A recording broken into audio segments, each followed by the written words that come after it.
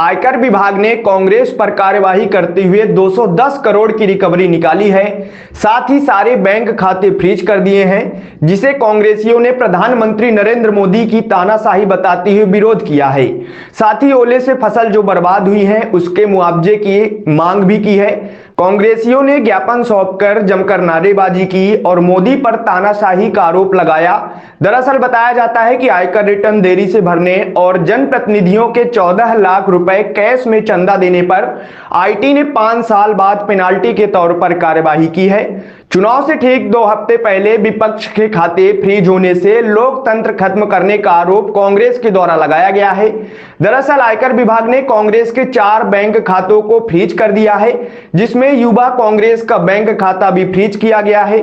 बताया जाता है कि खाता फ्रीज होने से कांग्रेस के पास बिजली बिल भरने के साथ साथ कर्मचारियों को वेतन देने का संकट खड़ा हो गया है।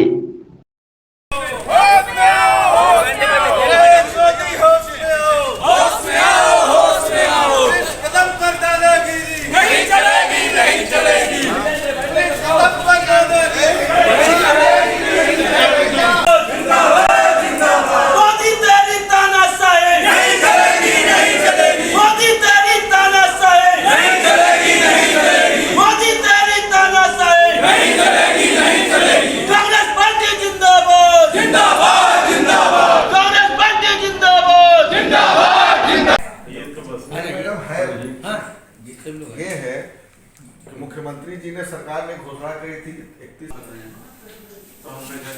विधानसभा कुछ स्थानीय मुद्दे थे ओलावृष्टि से संबंधित, जिसको लेकर आप कलेक्टर से मिले। पटवारी लगभग 30% जगह पे पटवारी विहीन ग्राम पंचायतें हैं। राजनीतिक नेताओं के दबाव में पटवारियों को यहाँ से वहाँ कट दिया गया चुनाव के पहले वोट को टारगेट करके, लेकिन वहाँ पदों की प्रतिपूर्ति नहीं की गई कि चलो उनके द्वारा हटा भी दिया गया तो कोई नए पटवारी दे दें। अभी मैं सुबह ही मुहर्रबा से कलेक्टर मैडम को फ़ोन किया 9 बजे कि भाई यहाँ पटवारी तो दे दो, किसी को दे दो। आपने किसी नेता के कहने पर वो लेट आ गया था, गांव वाले उस पटवारी की प्रशंसा कर रहे थे तो उसको आपने तुरंत अटैच कर दिया फ़ोन पे। चलो कोई बात नहीं, अटैच कर दिया तो आप वहाँ किसी को तो दोगे। तो जब पटवारी नहीं 30%, तो सबसे बड़ी बात तो ये है। दूसरा जो हमारे जिलाध्यक्ष जी ने बोला वो प्रॉब्लम तो अपनी जगह ही है, कोरम पूर्ति कर लेना है। और जनता मूल रूप से क्या है कि भारत कृषि प्रधान देश है, इसकी इकोनॉमी एग्रीकल्चर बेस है, ये गांवों का देश है, ये गांधी के सपनों का देश है। और एग्रीकल्चर इकोनॉमी के प्रति बिल्कुल सरकार सीरियस नहीं है। वोट लेने के खेल में गरीबों की मजबूरी का खेल को लाभ लेकर वोट वो हासिल कर लेती है, लेकिन आज 20-20 वर्ष से एक ही पार्टी की सत्ता है और 18 वर्ष से एक ही मुख्यमंत्री रहे, क्या बदला? मूल रूप से ये बातें। अब एक दूसरी बातें हैं जो अभी हम लोग इनकम टैक्स उसमें गए, उसके मूल में जाइए। आज आपने भारतीय जनता पार्टी ने अपना संविधान बदल दिया। आज आपने अखबारों में पढ़ा होगा कि उनके राष्ट्रीय अध्यक्ष की चुनाव नहीं होगा। बस ये लोकसभा हो जाने दीजिए, इसके बाद एक संविधान और ये अपने पार्टी का भी बदलेंगे और देश के संविधान में कोई संशोधन ला देंगे कि जब तक आदरणीय मोदी जी प्रधानमंत्री हैं तब तक चुनाव की आवश्यकता नहीं है। और अभी जनता को नहीं समझ में आ रहा है, और जैसे ही ये 1 वर्ष के बाद स्थिति आएगी तो यही जनता अपना सर पटकेगी कि हम क्या कर बैठे। देश एकदम उसी रास्ते में जिस रास्ते में चाइना और रूस का लोकतंत्र है। हम लोग बहुत खतरे की स्थिति में हैं। लोकतंत्र का जब महत्व ही नहीं रहेगा, प्रजातंत्र ही नहीं रहेगा, तो फिर इस देश का कहाँ जाएगा? 2 बेच रहे 2 खरीद रहे। ये अंबानी, अडानी और कारपोरेट जगत के द्वारा संचालित और मोदी का चेहरा सामने, और वही लोकतंत्र इस देश में काम कर रहा है। आम आदमी देश का जो 100 रुपया है उसमें 60 रुपया ये मुश्किल से 5 से 10 लोगों के पास, 20 रुपये में वहाँ से लेके हम जैसे लोगों के पास, और बाकी जो 20 रुपया बचा उसी में चिल्लर बांटो, गठरी लूटो और जनता को 1 रुपये किलो गेहूँ चावल दो, तनख्वाह बांटो, और इतने में खेल हो रहा है। जीएसटी में ये इनकम टैक्स वालों को जो स्लैब है, जो इनके रूल्स रेगुलेशन हैं, जिसके इतना ज़्यादा कर रखे हैं कि लोग जो भाग रहे हैं उससे, उसमें संशोधन करना चाहिए, उसको प्रैक्टिकल करना चाहिए। उस पर ये काम नहीं कर रहे हैं। जीएसटी में एग्रीकल्चर इकोनॉमी में छूट देना चाहिए, स्लैब ऐसा करना चाहिए कि अधिक से अधिक लोग जीएसटी दें, वो नहीं कर रहे हैं। तानाशाही और की सरकार चल रही है। देश का भविष्य बहुत ही संकट में आता दिख रहा है। हम लोग संघर्ष कर रहे हैं, हमारे जिला अध्यक्ष जी, कांग्रेस पार्टी जो भी कर रही है, हम अपने कर्तव्यों को कर रहे हैं, उनके साथ खड़े हैं। अब बाकी आप जनता सब देख रहे हैं। अभी एक लास्ट क्वेश्चन, कमलनाथ जी के बीजेपी में शामिल होने की अटकलें थी, आपसे संपर्क किए थे क्या कमलनाथ जी? नहीं, मुझसे उन्होंने कोई संपर्क नहीं किया। मैं छिंदवाड़ा में है, कब मिला था, 1 महीना पहले मेरी इंडस्ट्री का वो था, तब मुलाकात हुई थी। उसके बाद ना उनका फ़ोन आया, ना उनके स्टाफ का है, ना मेरी उनसे बात हुई।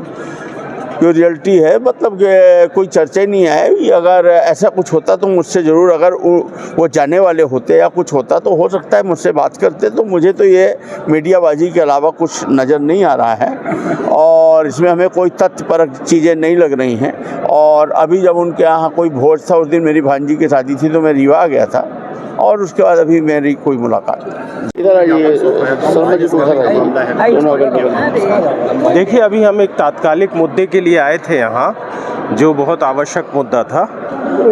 हमारे यहाँ 13 फरवरी को तमाम क्षेत्र में ओला गिरा, फसलों की बहुत मार हुई, फसलों का बहुत नुकसान हुआ। जनरली देखने में ये आया है कि प्रशासन हमेशा इसके सर्वे में भी उदासीनता बरतता है और फिर सर्वे जानबूझ के 25% से कम कर दिया जाता है। तो हमारा जो रेवेन्यू बुक है वो इसमें कोई मुआवजे का प्रावधान नहीं करती। तो हमारा आज इनको ये कहना था कि आप अच्छी तरीके से आकलन कराइए, मूल्यांकन करिए उसका, क्षतिपूर्ति किसानों के कितना नुकसान हुआ है और उसके बाद इसको क्षतिपूर्ति अतिशीघ्र प्रदान करें। देखने में आया था कि पिछली बार जो मार्च में गिरा था, पिछले वर्ष, उसका भी भुगतान अभी तक नहीं किया गया और ये कह के चीज़ें ख़त्म कर दी गई कि 25% से कम का नुकसान हुआ। तो आज उसी के बारे में हम लोग कलेक्टर महोदय से चर्चा करने आए थे। हमारा कांग्रेस पार्टी का एक प्रतिनिधि मंडल था इसमें, और कुछ छोटी छोटी समस्याएं अपने व्यक्तिगत विधायक जी लोगों को रही अपने क्षेत्र संबंधित, उस पर भी बात हुई। इनकम टैक्स ऑफिस के पास भी आज एक धरना था कांग्रेस पार्टी का, वो कांग्रेस पार्टी का राष्ट्रव्यापी धरना है। जिस तरीके से भारतीय जनता पार्टी लोकतांत्रिक मूल्यों को नष्ट करने में लगी है और भारत के संवैधानिक प्रावधान को नुकसान कर रही है, उसके खिलाफ था। कांग्रेस एक देश की मान्यता प्राप्त और सबसे पुरानी राजनीतिक दल है।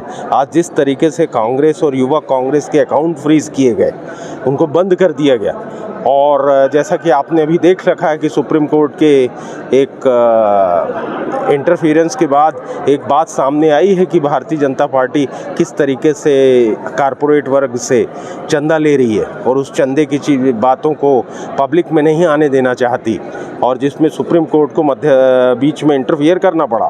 तो भारतीय जनता पार्टी जिस तरीके से राजनीति देश की चलाना चाहती है, वो देश के लोकतंत्र के हित में नहीं है। कांग्रेस पार्टी इसका विरोध करती है कि जिस तरीके से कांग्रेस पार्टी के अकाउंट्स को बंद किया गया, यूथ कांग्रेस के अकाउंट्स को बंद किया गया। लोकसभा चुनाव सर पे हैं और जिस तरह विधानसभा में परिणाम पक्ष में नहीं रहे, लोकसभा को लेकर बीजेपी का दावा है कि प्रचंड जीत के साथ हम लोग आएंगे। आप लोगों की क्या तैयारी है इस जिले में लोकसभा? भारतीय जनता पार्टी को ईवीएम पे पूरा विश्वास है और हम लोगों को जनता पे विश्वास है। हम लड़ाई लड़ते रहेंगे अपनी जनता के सहारे। जनता हमारी मजबूत साथी है और जिस तरीके से भारतीय जनता पार्टी का अत्याचार और ये कुशासन बढ़ता जाएगा और जिस तरीके से संवैधानिक संस्थाओं की हत्या में लगी है, इससे हमारा लोकतंत्र के जो लोग हैं, जिन्होंने लोकतंत्र की स्थापना में बलिदान दिया है, आज वो सब लोग एकत्रित होकर एक बार फिर लोकतंत्र स्थापना के लिए बड़ा आंदोलन छेड़ेंगे और बड़ी लड़ाई लड़ेंगे।